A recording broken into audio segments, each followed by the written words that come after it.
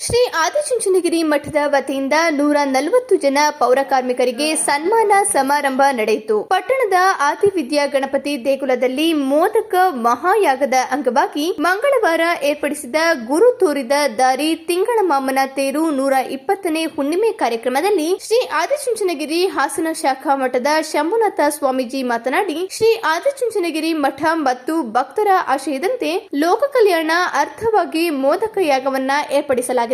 ಎಲ್ಲರ ಸಹಕಾರದಿಂದ ಸಂಪನ್ನಗೊಂಡಿದ್ದ ಮನುಷ್ಯರಿಗೆ ಜ್ಞಾನದ ಜೊತೆಗೆ ವಿವೇಕ ಇರಬೇಕು.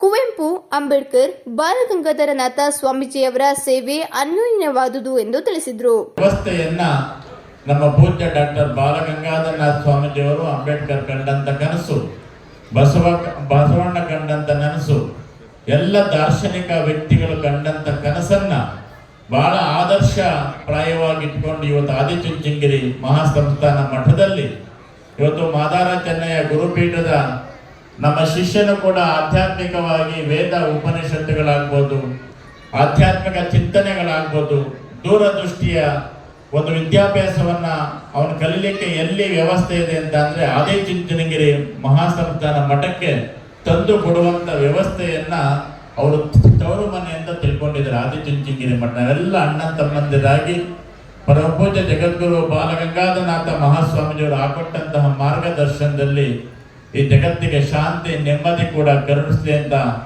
ಅವರು ಕಂಡಂತ ಕನಸನ್ನ ನಾವೆಲ್ಲ ಮಾದಾರ ಚೆನ್ನಯ್ಯ ಮಹಾಸ್ವಾಮೀಜಿಯವರ ಆದಿಯಾಗಿ ಮಾದಾರ ಚೆನ್ನಯ್ಯ ಸ್ವಾಮೀಜಿ, ಶಂಭುನಾಥ ಸ್ವಾಮೀಜಿ, ಗುಣನಾಥ ಸ್ವಾಮೀಜಿ, ಚಂದ್ರಶೇಖರ್ ಸ್ವಾಮೀಜಿ, ಶಿವಪುತ್ರ ಸ್ವಾಮೀಜಿ, ಶಾಸಕ ಸಿಎನ್ ಬಾಲಕೃಷ್ಣ, ವಿಎಸ್ ನವೀನ್ ಕುಮಾರ್, ಪುರಸಭಾ ಅಧ್ಯಕ್ಷ ಶ್ರೀಮತಿ ಬನಶಂಕರಿ ರಘು, ಉಪಾಧ್ಯಕ್ಷರಾದ ಶ್ರೀಮತಿ ರಾಣಿಕೃಷ್ಣ, ಪುರಸಭೆ ಮುಖ್ಯ ಅಧಿಕಾರಿ ಹೇಮಂತ್ ಕುಮಾರ್, ಬಿಜಿಎಸ್ ಸಹಕಾರ ಸಂಘದ ಅಧ್ಯಕ್ಷ ಮಧುಕುಮಾರ್, ಪರಿಸರ ಪ್ರೇಮಿ ಸಿಎನ್ ಅಶೋಕ್, ಉದ್ಯಮಿ ಸೋಮಶೇಖರ್ ಸೇರಿದಂತೆ ಇತರರು ಹಾಜರಿದ್ದರು.